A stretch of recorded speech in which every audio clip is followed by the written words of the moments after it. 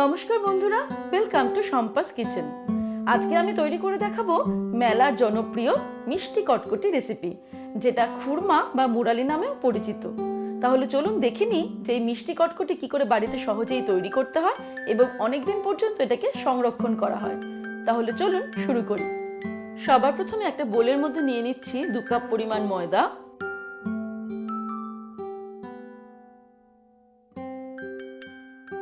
এর মধ্যে দিয়ে দিলাম হাফ টিস্পুন পরিমাণে নুন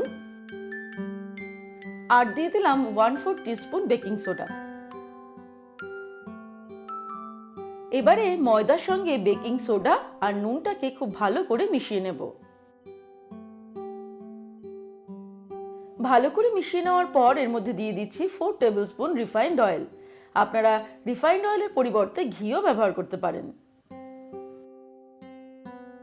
এবারে খুব ভালো করে ময়দার সঙ্গে তেলটাকে মিশিয়ে নেব।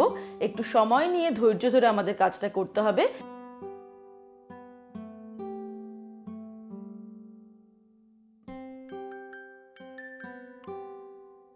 সমস্ত ময়দার সঙ্গে ভালো করে তেলটাকে মিশিয়ে নিয়েছি। দেখুন ময়দাটা কিন্তু একদম ঝুরঝুরে হয়ে গেছে আর এভাবে এটাকে দলা করা যাচ্ছে, দেখতেই পাচ্ছেন। এবারে আমরা অল্প অল্প করে জল অ্যাড করে একটা সফট ডো তৈরি করে নেব। আমি অল্প অল্প করে জল অ্যাড করে ময়দাটাকে মাখছি, কারণ এমন একটা ডো আমাদের তৈরি করতে হবে যেটা খুব বেশি শক্তও হবে না, আবার খুব বেশি নরমও হবে না। প্রায় হাফ কাপ জল দিয়ে আমি ডোটাকে মেখে নিয়েছি। ডোটা খুব বেশি শক্তও নয়, আবার একদম নরমও নয়। এবারে একটা ভেজা সুতির কাপড় দিয়ে আমি এটাকে ঢেকে রাখবো 15 থেকে 20 মিনিট, তারপর ফিরে আসছি। 20 মিনিট হয়ে গেলে আমি এই ময়দাটাকে আরেকটু মেখে নিচ্ছি। তারপর এটা থেকে বড় বড় করে কয়েকটা লেচি করে নেব।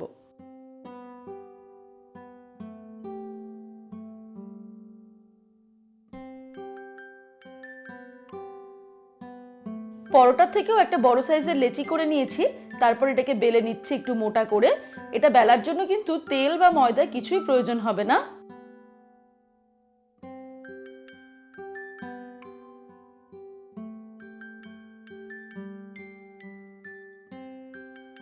এই দেখুন আমি ঠিক এরকম মোটা করে বেলে নিয়েছি। এবারে আমাদের এটাকে কেটে নিতে হবে। এবারে একটা পিজা কাটার নিয়ে নিয়েছি। এটাকে আমি চৌকো করে প্রথমে কেটে নেব। পিজা কাটার বাড়িতে না থাকলেও ছুরি দিয়েও খুব সহজেই এই কাজটা করে নেওয়া যাবে।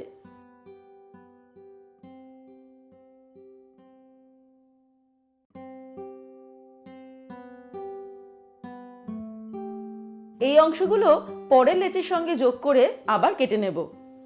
এবার এই চৌকো অংশটাকে প্রথমে মাঝখান বরাবর দুভাগ করে নেব। তারপরে সরু সরু করে এইভাবে কেটে নেব।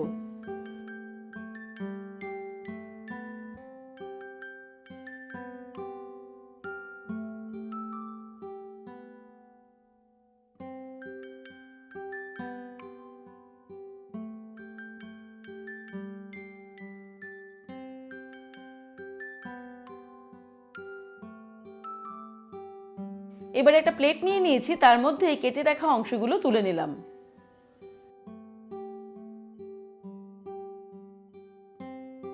এইভাবে সব কটকটিগুলো কেটে নিয়েই পরের স্টেপে চলে যাব। তারপর একটা প্যান গরম করে এর মধ্যে নিয়ে নিলাম রিফাইন্ড অয়েল।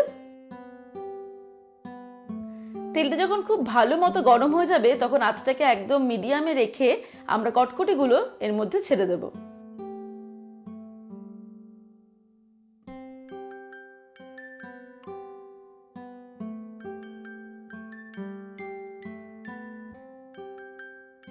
আঁচটাকে মিডিয়াম টু লোতে রেখেই আমাদের কটকটিগুলোকে ফ্রাই করতে হবে।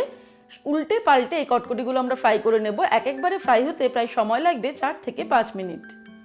সম্পাস কিচেনের এমনই দারুণ দারুণ রেসিপিগুলো দেখার জন্য ইউটিউবে গিয়ে সার্চ করুন সম্পাস কিচেন।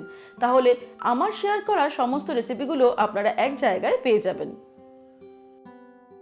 কটকটিগুলো ভাজা হয়ে গেছে। এবার এগুলোকে আমি তেল থেকে ছেঁকে নিয়ে তুলে নিলাম।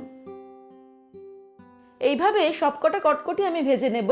তারপর কটকটিগুলোকে সম্পূর্ণ ঠান্ডা করতে হবে, তারপর আমি ফিরে আসছি।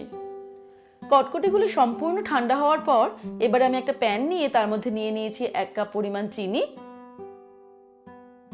আর এর মধ্যে দিয়ে দিচ্ছি 1/3 কাপ পরিমাণ জল। এবারে মিডিয়াম টু হাই ফ্লেমে এটাকে রান্না করতে হবে।